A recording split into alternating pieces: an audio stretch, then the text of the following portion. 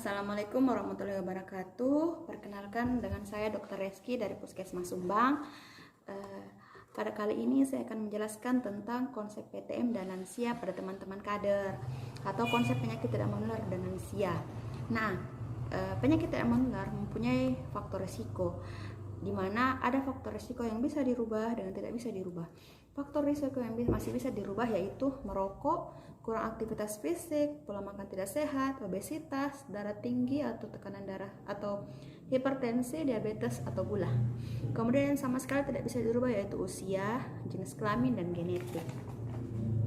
Nah, tadi ada faktor-faktor risiko yang masih bisa dirubah. Contohnya merokok, pola makan tidak sehat, berat badan berlebih, hipertensi, gula, dan kurang aktivitas fisik.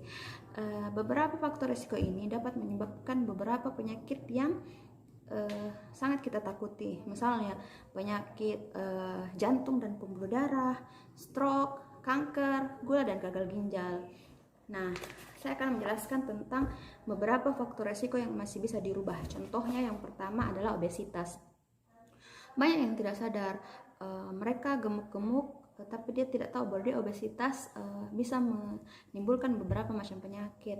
Obesitas ini dapat diukur melalui, ada dua, obesitas umum melalui IMT dengan cara ukur berat badan dengan tinggi badan. Rumusnya berat badan dibagi tinggi badan pangkat 2. Sedangkan obesitas sentral kita mengukur lingkar perut, di mana pada perempuan lebih dari 80 cm dianggap obesitas sentral dan laki-laki lebih dari 90 cm.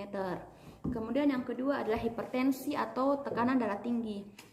Nanti kita akan praktek bagaimana caranya melakukan pengukuran tekanan darah tinggi agar ibu-ibu kader bisa mempraktekannya nanti. Kemudian dikatakan tekanan darah tinggi apabila kita sudah melakukan pemeriksaan dan didapatkan tekanan darah yang menetap pada darah sistolik lebih dari atau sama dengan 140 dan atau tekanan darah diastolik lebih atau sama dengan 90. Kemudian yang ketiga, diabetes mellitus atau penyakit gula.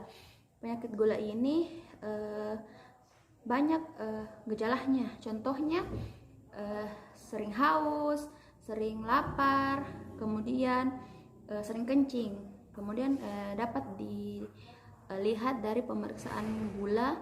Nanti juga akan diajarkan oleh untuk ibu-ibu kader dengan pada saat kita melakukan pemeriksaan didapatkan pemeriksaan gula lebih dari atau sama dengan 200 mg per desiliter. Saya kira cukup penjelasan saya.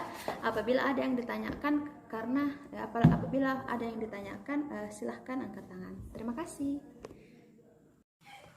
Assalamualaikum warahmatullahi wabarakatuh. Perkenalkan, nama saya Irma Syarifuddin.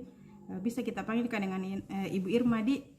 Di sini mau jelaskan bagaimana caranya pemeriksaan yang nanti akan kita lakukan kalau turun ke lapangan.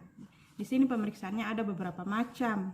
Ada itu diantaranya itu pemeriksaan tekanan darah, pemeriksaan gula darah, kolesterol. Ada juga nanti semacam kuesioner dikasih nanti dijelaskan jika itu masing-masing. Tapi untuk sekarang mau dulu jelaskan itu bagaimana caranya pengukuran tekanan darah. Di sini nanti kalau turun mengukur tekanan darahnya orang nanti dibekali dengan namanya tensimeter digital namanya. Nanti ini tensimeter kita lihat baik-baik dulu sebelum turun. Kita cek bilang masih bagus kah baterainya atau tidak. Dan untuk sebaiknya juga kalau untuk supaya agak awet intensitas selalu buka baterainya. Kalau selesai ukur tekanan darahnya orang kalau mau cek bilang bagus sih kah, lihat kita terpasang ke baterainya, kemudian tekan tombolnya. Kalau muncul begini berarti masih bagus ya sudahnya itu. Kalau turun sekarang mau jelaskan bagaimana caranya mengukur tekanan darah. Nanti tabe di sini berhadapan dengan orang yang mau kita tensi, duduk ya berhadapan usahakan posisinya itu orang yang mau kita tensi tegak badannya. Baru kita tensi lihat arahnya tensinya jadi seperti ini usahakan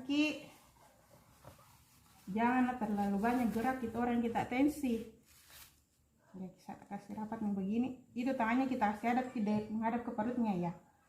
Kita tekan di sini, tunggu beberapa menit sampai keluar hasilnya.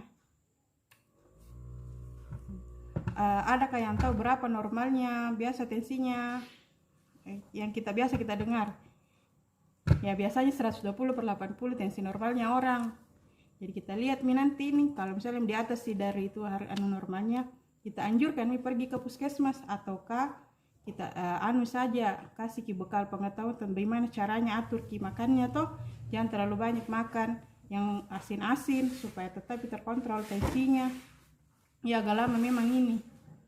Usahakan itu orang juga jangan terbicara terus di yang kita tensi. Ini hasilnya muncul 113/71, artinya ini bagus sih tensinya. Yang ini angkanya untuk nadinya. Ya. Cabut tensinya. Ya, terima kasih edukasi sedikit tentang itu tensi nanti yang hasilnya toh kan di sini normal di tensinya. Tapi kalau misalnya tinggi tensinya kita rujuk suruh pergi ke puskesmas atau ke bidan pus tadi. Ya sekian itu dari saya. Assalamualaikum warahmatullahi wabarakatuh. Bismillahirrahmanirrahim. Assalamualaikum warahmatullahi wabarakatuh. Kenalkan, nama saya Senia dari Puskesmas Sumbang. Untuk pertemuan kita kali ini kita akan membahas tentang bagaimana caranya kita mendaftar sebagai tenaga penginput pada aplikasi ASIK. Pertama pastikan ibu mempunyai HP Android yang connect dengan jaringan internet. Selanjutnya pada HP ada aplikasi Play Store, kita pilih Play Store. Kemudian ada kolom pencarian, akan muncul kolom pencarian. Kita ketik di situ Sehat Indonesiaku seperti ini. Setelah itu akan muncul seperti ini, ada install di atasnya, kita klik install. Selanjutnya kita klik buka, kemudian akan muncul seperti ini. Selamat datang di aplikasi Sehat Indonesiaku. Jika muncul seperti ini, silakan ibu masukkan nomor HP-nya ibu, kemudian klik daftar dan akan muncul seperti ini, registrasi. Untuk registrasi kita pilih kader. Ada pilihan kader, kemudian klik berikutnya dan akan muncul registrasi seperti ini. Silakan ibu masukkan permintaannya sesuai dengan kolom-kolom yang ada di dalam format registrasi ini. Untuk alamatnya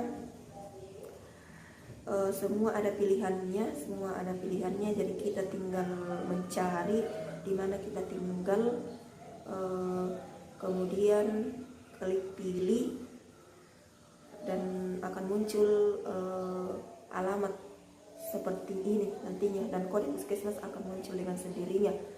Kemudian kita klik berikutnya dan akan muncul nanti seperti ini. Kita disuruh untuk memasukkan kode yang dikirim oleh Kemenkes. Jadi nanti ibu akan mendapatkan kode verifikasi melalui SMS dari Kemenkes. Jadi itu di situ ada nomor, masukkan di sini di kode, jadi akan muncul seperti ini. Jadi mungkin itu untuk registrasi, dan untuk penginputannya nanti kita belajar kembali setelah kita mengadakan deteksi dini penyakit tidak menular. Sekian dari saya. Assalamualaikum warahmatullahi wabarakatuh.